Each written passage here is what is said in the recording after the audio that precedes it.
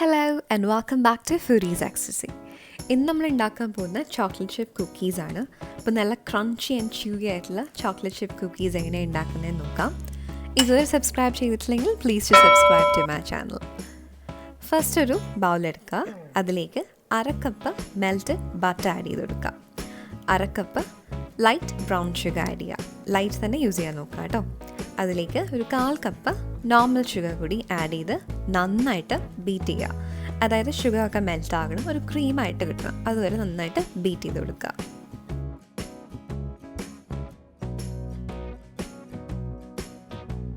അപ്പോൾ ഇത് റെഡി ആയിട്ടുണ്ട്. ഇതിലേക്ക് ഇനി ഒരു മുട്ട ആഡ് ചെയ്ത് കൊടുക്കുക. നന്നായിട്ട് ബീറ്റ് ചെയ്തെടുക്കുക കേട്ടോ.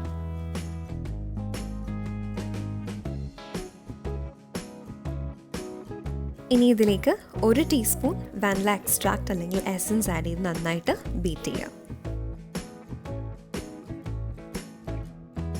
ഇനി വേറൊരു ബൗളിൽ 1/2 കപ്പ് മൈദ, 1/2 ടീസ്പൂൺ ബേക്കിംഗ് സോഡ, 1/2 ടീസ്പൂൺ ഉപ്പ് ആഡ് ചെയ്ത് നന്നായിട്ട് മിക്സ് ചെയ്യാം.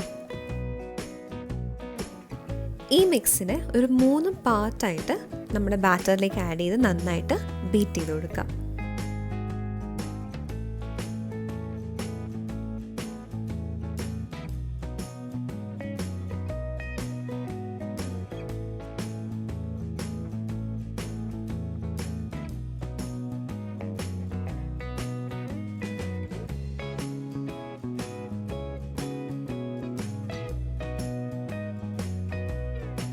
നമ്മുടെ ഡോ റെഡി ആയിട്ടുണ്ട്. ഇനി ഇതിലേക്ക് 1/2 cup semi sweet chocolate chips add ചെയ്ത് കൊടുക്കുക.